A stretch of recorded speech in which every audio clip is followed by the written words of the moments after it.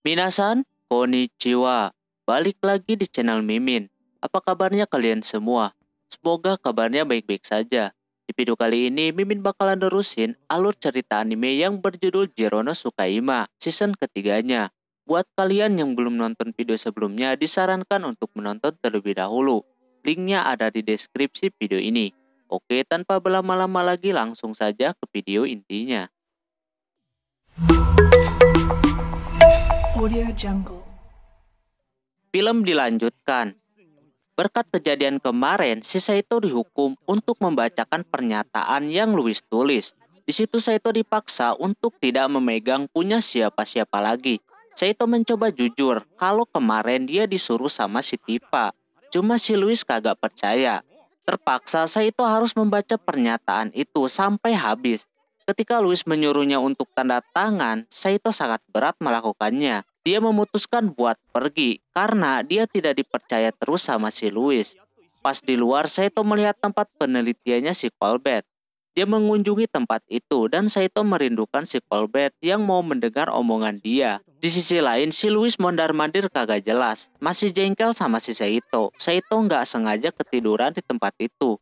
Terus pas dia keluar, banyak sekali wanita yang datang ke tempat Ksatria Undin untuk memberikan hadiah. Mereka merekrut anggota baru lagi. Parahnya lagi, ketika keluar banyak cowok yang berpasang-pasangan. Begitupun Guis yang dapat hadiah banyak dari cewek-cewek. Si gendut tanpa disadari udah punya cewek dong. Lalu si Guis menariknya, tapi si gendut menawarkan kepada Saito cara nanganin seorang cewek. Di situ Saito sangat lesu. Dikala hati orang lain lagi bahagia, Saito malah lagi suram. Sorenya Louis menunggu kedatangan si Saito. Tak lama datang si Siesta. Siesta ngomong kalau Saito kayaknya gak bakalan pulang. Sedangkan Saito, dia ikut makan di tempatnya si Chef Marco. Dia pun memberi makan kepada hewan peliharaannya si Tabata. Di situ temannya yang melihat Saito murung pengen menghiburnya. Alhasil mereka punya ide. Si Louis pergi ke pemandian air panas. Dia masih memikirkan hal yang sama. Ksatria Undin terlihat lagi menggali tanah. Pas udah sampai di tempat tujuan, mereka memanggil si Saito.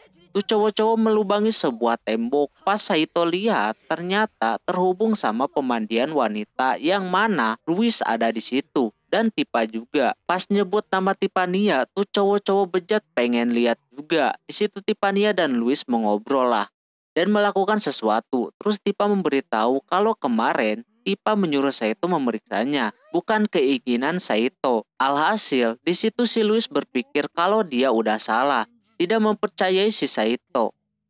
Terus Saito makin lama makin jengkel kalau keterusan ngintip. Alhasil dia berteriak sampai yang lagi mandi kedengaran dan melihat Tubang di situ. Para cowok langsung keluar kecuali Saito yang terpental. Mereka berpencar tapi tidak dengan si gendut yang nyangkut. Mereka dikepung, kagak bisa kemana-mana. Alhasil dihajar habis-habisan sama cewek.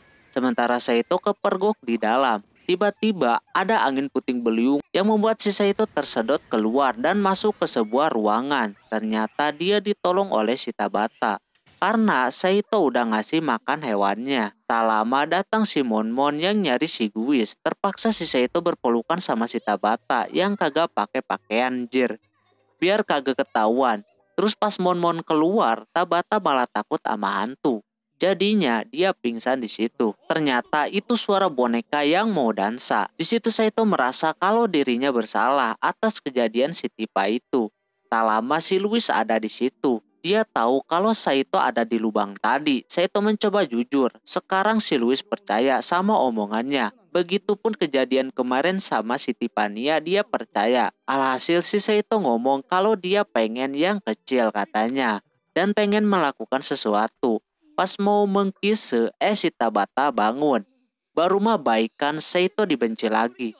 Dia disuruh membaca pernyataan lagi. Kini dia nurut semua sampai tanda tangan. Cuma si Siesta malah mancing-mancing. Alhasil kena petir kematian.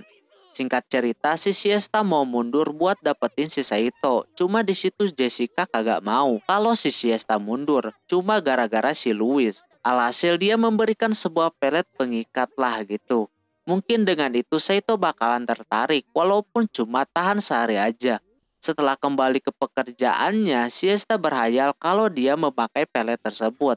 Tak lama datang si Louis yang menyeret si Saito. Siesta merasa kasihan kepada Seito yang terus disiksa. Siesta merasa marah tuannya digituin. Di situ Luis memberikan kebebasan si Siesta buat ngurus si Seito dalam waktu sejam. Tapi dalam pengawasan dia, terserah mau dibawa kemana juga. Di situ Siesta senang banget dapat kesempatan itu. Sementara itu para kesatria bejat lagi dihukum nyabutin rumput karena ulah mereka yang semalam itu. Terus si Mon mau ngecek di luar gerbang dulu. Sedangkan si Seito dibawa si Siesta ke tempat tidurnya. Siesta bingung mau ngelakuin apa setelah itu sampai dia gugup. Tak lama datang si Jessica sama Scaron yang kepo. Alhasil dia punya ide untuk menjadi pengantin baru untuk sementara atau main rumah-rumahan. Lalu mulailah main rumah-rumahan itu. Dimulai dari Siesta yang menawarkan sesuatu kepada si Seito. Karena gak mau aneh-aneh, Seito mau makan aja. Di sisi lain, si Luis nampak agak tenang, ngelepasin gitu aja. Alhasil dia mencari si Seito. Terus si Siesta disuruh untuk melakukan yang lebih ekstrim lagi. Mumpung dia ada kesempatan, alhasil dilakukanlah sama dia. Ternyata si Siesta menggunakan celemek doang guys. Yang membuat si Seito nampak senang melihatnya. Cuma dia kebayang kalau ada si Luis di sekitarnya. Karena dia kagak kuat, alhasil dia ke kamar mandi. Seito bingung harus gimana. Ditinggal mubazir, lagian kasihan juga si Siesta udah begitu. Di sisi lain, si Siesta yang lagi nunggu, bingung mau nuangin itu atau kagak. Tak lama dia terkejut Seito datang yang membuat peletnya jatuh ke si Mon yang ada di bawah. Dan tidak sengaja pelet itu ketiup angin dan kehirup sama dia. Alhasil Mon terkena pelet itu. Di situ pun ada si Luis. Luis merasa aneh. Dia kagak tahu apa-apa sampai si Mon mentransfer peletnya itu lewat Kise. Si Jessica sibuk mencari pelet itu. Cuma dia dicegat sama si Luis yang udah terkena pelet. Untungnya dia belum kena. Tuh berdua malah tertarik sama Tabata yang kecil. Tapi Tabata melawan lalu kabur. Seito yang mendengar teriakan dia langsung keluar. Sedangkan si Mon makin menjadi-jadi dengan mentransfer pelet itu ke si Beatrice. Begitupun Jessica kena juga. Tinggal tersisa si Tiffany di situ. Dia sangat kebingungan apa yang sudah terjadi sama cewek-cewek itu. Sampai dia dikejar-kejar gitu. Si Bencong juga kena anjir. Sampai Seito yang mau nolongin hampir kena juga. Tapi Seito menendang kepunyaannya si Bencong. Tifa menyadari kalau mereka terkena sihir. Alhasil karena situasinya darurat, dia mengeluarkan sebuah sihir di situ. Dan mereka kembali normal lagi. Jessica dan Scaron langsung kabur. Siesta meminta maaf. Untung aja mereka gak menghukumnya.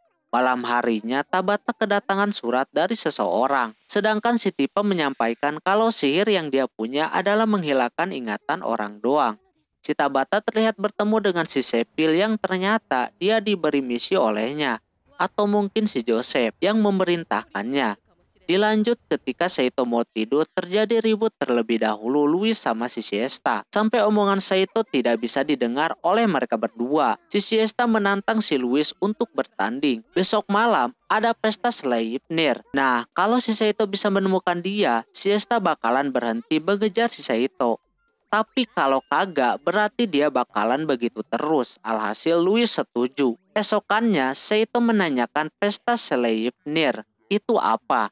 Ternyata itu pesta yang suka diadakan semester awal, di mana orang-orang menggunakan kostum yang mereka inginkan. Ketika lagi dengerin cerita, ada yang lewat membicarakan soal monster burung. Alhasil Seito bertanya lebih kepada mereka. Seito berspekulasi kalau itu ulahnya si Sepil. Dia harus melindungi si Luis. Seito langsung ke kamarnya, cuma dia kagak ada di situ. Malah ada si Siesta yang lagi tiduran di lantai. Katanya dia lagi mengikuti adegan yang ada di buku yang dia baca. Dia meminta Seito mengikuti arahannya yang tentunya ngeres. Tapi tak lama datang si Luis. Lalu dia memerintahkan si Seito untuk menemukan dia di pesta Sleipnir nanti malam. Karena kalau berhasil dia bisa melanjutkan yang kemarin-kemarin itu. Seito ingat kejadian itu. Setelah itu pestanya dimulai. Di situ terdapat sebuah cermin gitu. Ternyata yang dikatakan kostum itu adalah mereka berubah, bukan baju, tapi rupanya pun berubah. Seperti Louis berubah jadi si Katlea. Di sisi lain, Saito terlambat datang. Terus dia melihat kapal yang diomongin orang-orang tadi. Dia bergegas ke tempat pesta. Sebelum pestanya dimulai, kakek Oldsman memberitahu kalau Tuan Putri pun ikutan di pesta ini. Dan sesuai dengan prosedur, Tuan Putri menyamar jadi orang lain juga. Situ Monmon, si gendut dan Gampling berubah wujud dulu.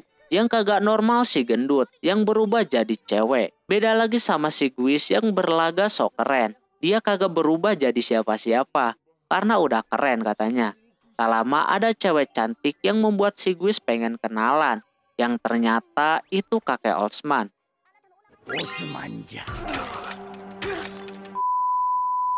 Si Beatrice jadi Tiffany-nya, begitupun sama anak buahnya samaan. Di sisi lain, Louis yang lagi nunggu si Saito kedatangan si Saito. Cuma yang ini Saito-nya beda anjir. Ada anunya, ternyata itu si Tifa. Dia memilih wujud Saito karena dia ngefans banget sama si Saito. Sesampainya di sana, Saito mencari si Louis. Dia menemukan si Louis, cuma karena itu pesta penyamaran, pasti itu bukan si Louis. Saito belum ngeh. Di situ Saito meminta janji untuk meneruskan. Cuma dia kagak ngerti. Tak lama ada laba-laba yang membuat dia takut, lalu mengkisenya. Di sisi lain, Sepil berhasil masuk dan memecahkan cerminnya. Alhasil penyamaran mereka jadi hilang. Saito terkejut kalau itu bukan Louis, melainkan Tuan Putri. Tuan Putri sangat mengagumi si Louis. Dia iri sama kemampuan si Louis. Beda lagi sama dia yang beban. Terus Tuan Putri meminta untuk mengkisah lagi, tapi si Louis ada di situ. Dia yang lihat sakit hati dong, lalu pergi. Saito mencoba menjelaskannya, cuma Louis kagak percaya lagi. Pas di luar gerbang ada Tabata. Gak ada angin, gak ada hujan, tiba-tiba Tabata menyerang. Sementara si Louis lagi sedih di hutan, saking sakit hatinya. Tak lama ada si Sepil di situ. Dia langsung menghipnotis si Louis. Si Saito terus dapat perlawanan dari Tabata. Dia kagak ngerti apa yang udah terjadi. Tak lama si Sepil datang menyuruh Tabata untuk tidak ragu-ragu. Alhasil dia mengeluarkan kemampuannya. Cuma Saito bisa menahannya dan hampir aja Saito kagak membunuh si Tabata. Karena yang dia tahu Tabata suka nolongin dia. Terus Tabata kabur. Di situ Saito mencoba meneriaki si Louis agar sadar. Ternyata tidak sesulit itu untuk sadar. Cuma dia kagak mau turun karena masih marah. Alhasil dia kepleset dan terjadilah saling meminta maaf. Aduh, lebaran mulu nih tiap hari. Sepil mengeluarkan pasukannya yang banyak banget. Tapi tiba-tiba pasukannya itu ada yang mengalahkannya. Si Sepil pun mundur. Ternyata itu monster burungnya si Colbert. Kirs pun ada di sana. Ternyata Colbert masih hidup, guys. Singkat cerita, Colbert dan Kirs menceritakan tentang kapal yang dia buat. Itu berkat si Kirs dan juga dia diberikan tempat tinggal di Germania. Saito sangat senang di situ. Terus Kirs menceritakan apa yang sudah terjadi. Ternyata Colbert hatinya diberhentikan sama si Tabata. Lalu si Kirs membawa si Colbert pas udah dimasukkan ke dalam peti. Setelah itu Saito masih kepikiran tentang semalam. Dia belum mengerti apa yang terjadi kepada si Tabata. Tak lama datang si Louis yang menanyakan tentang semalam. Louis belum tahu semuanya, cuma Saito enggan buat cerita. Tak lama si Guis memanggilnya. Di situ pun si Siesta datang menanyakan pertandingannya, apakah Saito menemukan dia atau enggak.